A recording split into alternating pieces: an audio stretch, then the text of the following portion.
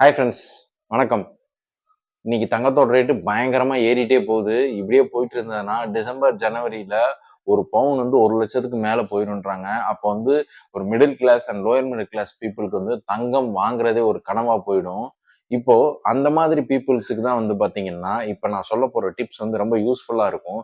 நீங்க தங்க நகை வாங்க போறீங்க அப்படின்னா, உங்களுக்கு சில நான் டிப்ஸ் சொல்றேன். அத ஃபாலோ பண்ணுங்க. சோ தட் நீங்க எப்ப இருந்தாலும் சரி, மார்க்கெட் ரேட்ட விட கம்மியா வாங்குறதுக்கு என்ன வழி அப்படின்றத இந்த வீடியோல டிஸ்கஸ் பண்ண போறேன். இதுக்கு 2 வழி இருக்குங்க. இப்ப நீங்க போய் ஒரு நகை வாங்குறீங்க. செயினு, இல்ல வந்து மோதிரம் ஏதோ ஒரு வாங்குறீங்கன்னு வச்சுக்கோங்களேன். அன்னைக்கு அன்னைக்கு ரேட்டு தான் வந்து பார்த்தீங்கன்னா, எல்லா கடையும் போடுவாங்க. நீங்க எந்த கடையில வாங்குனாலும் அன்னைக்கு ரேட்டு தான் போடுவாங்க. பட் ஆனா அவங்க தங்கம் வந்து எப்ப வாங்குனாங்கன்னு யாருக்கும் தெரியாது. ஸோ வந்து அந்த தங்க ரேட் வந்து பார்த்தீங்கன்னா, அது போட்டுருவாங்க. அதுக்கப்புறம் மேக்கிங் சார்ஜ்ன்னு சொல்லி, அதாவது பார்த்தீங்கன்னா, செய்கூலி அப்படின்னு சொல்லி அதுக்கு ஒரு ரேட் போடுவாங்க. அப்புறம் சேதாரம். சேதாரம் இன்னைய வரைக்கும் வந்து பார்த்தீங்கன்னா, நெறைய பேர் வந்து அது ஒரு ஸ்கேம்ன்னு சொல்றாங்க. நெறைய பேர் இல்ல எங்க தங்கம் நகை வியாபாரிகள் சங்கம்லாம், இல்ல அது உண்மதான். எங்களுக்கு அதுல எந்த ப்ராஃபிட்டும் இல்ல அப்படின்றாங்க. ஆனா வந்து பார்த்தீங்கன்னா, எப்படியா இருந்தாலும் சேதாரம் போடுவாங்க. 10%, 5%, 12%, 20%ன்னு.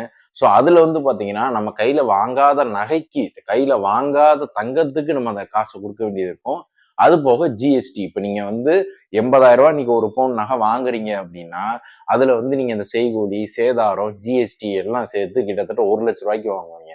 அப்ப ஜனவரில வந்து 1 பவுன் 1,00,000 ஆயிடுச்சுன்னா, நீங்க ரூ. 1,20,000 வாங்குவீங்க. ஸோ நீங்க அந்த மாதிரி எக்ஸ்ட்ரா காச எப்படி கம்மி பண்றதுன்றத நான் சொல்லப் போறேன்.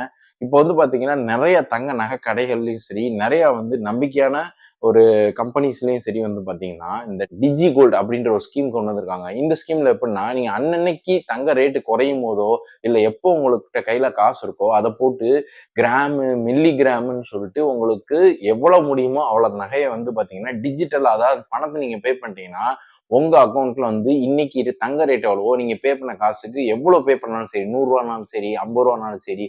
1000னாலும் சரி, 10,000னாலும் சரி, அத வரவு வச்சுக்குவாங்க. இப்படியே வந்து பார்த்தீங்கன்னா, பல நகைக்கடைகள் வந்து 11 மாச ஸ்கீம் அப்படின்ற மாரி வச்சிருப்பாங்க. 1 வருஷம் ஸ்கீம், 11 மாசம் ஸ்கீம்ன்னு. இப்படி நீங்க சேர்த்துக்கிட்டே இருக்கும்போது, அவங்க ஒரு ஆஃபரையும் குடுப்பாங்க. சில ஆஃபர்ஸும் குடுப்பாங்க. எப்படி அப்படின்னா, உங்ககிட்ட நீங்க இந்த ஸ்கீம் எடுத்துக்கிட்டீங்க அப்படின்னா, உங்களுக்கு நீங்க நகை வாங்கும்போது சேதாரத்துல வந்து 75% இருந்து 100% வரைக்கும் டிஸ்கவுண்ட் பண்றோம் அப்படின்னுவாங்க. சேதாரம்ன்ற வந்து உங்களுக்கு குறையும். 2வது என்னன்னா, இந்த மேக்கிங் சார்ஜ்லயும் நெறைய பேர் டிஸ்கவுண்ட் செய்கூலி அப்படின்றதுலயும் நெறைய பேர் ஃபுல் டிஸ்கவுண்ட் தருவாங்க. இல்ல பெர்சன்டேஜ் வைஸ் டிஸ்கவுண்ட் தருவாங்க.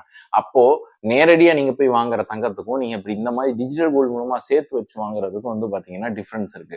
ஆனா, இந்த ஸ்கீம நீங்க யூஸ் பண்ணணும் அப்படின்னா, நம்பகமான கம்பெனி, நம்பகமான கடைகள்ல போய் பண்ணுங்க. ஏன்னா, அப்படி இல்ல அப்படின்னா, கோல்டு பீஸ் அப்படின்னு ஒரு ஸ்கீம் இருக்கு. இப்ப நீங்க கோல்டு பீஸ் ஸ்கீம் போறீங்க அப்படின்னா,